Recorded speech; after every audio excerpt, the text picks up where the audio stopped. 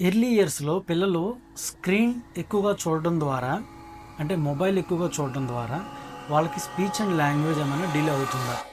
Hello, this is R Rajkumar, RC licensed child and adolescent psychologist. Parents నా దగ్గరికి వచ్చి చెప్తూ ఉంటారు, సార్ మా వాడికి వర్డ్స్ వచ్చు, ఆల్ఫాబెట్స్ వచ్చు, నంబర్స్ వచ్చు, లేకపోతే షేప్స్ వచ్చు, ఏ టు జెడ్ అన్నీ, A for apple, B for ball అన్నీ చెప్పేస్తాడు. కానీ మాట్లాడట్లేదు సార్ ఎవరితో అని చెప్తూ ఉంటారు.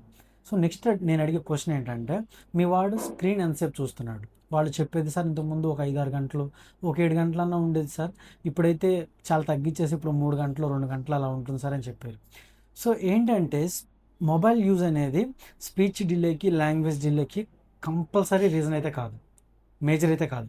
కానీ కొంతమంది పిల్లలకి అదే మేజర్ రీజన్ అయితే అయి ఉండొచ్చు. ఎందుకు అంటే పిల్లలు సెంటెన్స్ మాట్లాడే ముందే వాళ్ళు స్వైప్ చేసేస్తారు. లేకపోతే స్క్రోల్ చేస్తూ ఉంటారు. మొబైల్ ఫోన్ ఆపరేట్ చేస్తూ ఉంటారు. పేరెంట్స్ దాన్ని ఎలా చెప్పుకుంటారంటే, మా వాడికి చాలా తెలివితేటలు ఎక్కువైపోయినాయి. చాలా తక్కువ వయసులోనే ఫోన్ యూజ్ చేసేస్తున్నాడు. నాకు కూడా చేత కాదు ఫోన్ యూజ్ చేయడం అని చెప్తూ ఉంటారు. కానీ ఏంటంటే నిజమే, తెలివితేటలు అవి కూడా. తెలివితేటలే, వాళ్ళ ఇంటెలిజెన్సే అంతా బాగానే చేస్తున్నారు. కానీ ఇక్కడ లాంగ్వేజ్, స్పీచ్ డిలే అవుతుంది. సో మీరు జస్ట్ నా సైడ్ నుంచి నేను చెప్పాలనుకుంటుంది ఏంటంటే, ఎర్లీ ఇయర్స్‌లో ఉన్నప్పుడు పిల్లలు మాట్లాడాలి, కన్వర్జేషన్స్ బిల్డ్ అవ్వాలి అంటే జస్ట్ సింపుల్ ట్రిక్సే. అంటే ఏంటంటే, వాళ్ళు మన వైపు చూడాలి. మనం మాట్లాడేటప్పుడు మన వాయిస్ వినాలి. తర్వాత పాయింటింగ్ చేయాలి. క్వెషన్స్ అడగాలి. తర్వాత మనతో పాటు పాటలు పాడాలి. తర్వాత మనతో మాట్లాడాలి. కథలు చెప్పుకోవాలి. కన్వర్జేషన్స్ అనేది బిల్డ్ చేసుకోవాలి. ఇవన్నీ మిస్ అయిపోయి మన పనిలో మనం ఉంటున్నాం పేరెంట్స్‌గా. సో పిల్లలు కూడా ఏందంటే, ఇవ్వకపోతే వాళ్ళు మొండితనంతో టాంట్రమ్ చూపిస్తూ ఇలా ఉంటారని చెప్పేసేసి మన పనిని డిస్టర్బ్ చేస్తారని చెప్పేసి మనం ఫోన్ ఇస్తాం. దీంతో వాళ్ళేం చేస్తారు, వన్ వే కమ్యూనికేషన్. జస్ట్ ఆ వీడియో చూస్తూ ఉంటారు. అక్కడ ఏం జరుగుతుందో అర్థమైద్ది. కానీ వీళ్ళకి నాలెడ్జ్ అనేది వచ్చిద్ది. యూసేజ్ రాదు.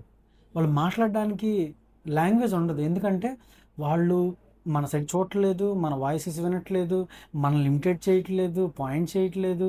తర్వాత స్టోరీస్ చెప్తే వినరు, వాళ్ళు తిరిగి స్టోరీస్ చెప్పరు. చాలా సమస్యలున్నాయి. క్వెషన్స్ అడిగితే ఆన్సర్ ఏదేదో చెప్తారు. ఇన్ని సమస్యలున్నాయి. సో నా సజెషన్ ఏంటంటే, జస్ట్ ఆ ఫోన్ పక్కన పెట్టి, లేకపోతే ఫోన్‌లో పిల్లలకి మా వాడు 3 ఇయర్స్ ఉన్నాడు, 4 ఇయర్స్ ఉన్నాడు, మా వాడికి ఏ వీడియోస్ చూపిస్తే వాడికి ఇంకొంచెం బాగుండిద్ది అనేదాన్ని పక్కన పెట్టి, సెర్చ్ చేయడం పక్కన పెట్టి, మా పిల్లవాడికి, మా పాపకి ఏం నేర్పించాలి ఈ ఏజ్‌కి, నేను ఎలా ఇంటరాక్ట్ అవ్వాలా, అలాంటివి సెర్చ్ చేయండి. దానివల్ల పిల్లలు, ఫ్యామిలీస్ మీరందరూ బాగుంటారు.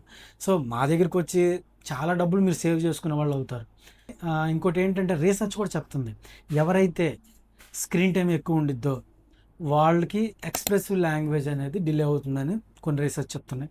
ఇంకోటి, 30 నిమిషాల కన్నా ఎక్కువ స్క్రీన్ వాడడం వల్ల వల్ల కూడా వాళ్ళకి స్పీచ్ అండ్ ఎక్స్‌ప్రెసివ్ లాంగ్వేజ్‌లో చాలా డిలే అనేది ఉండిద్దని చెప్తున్నాయి.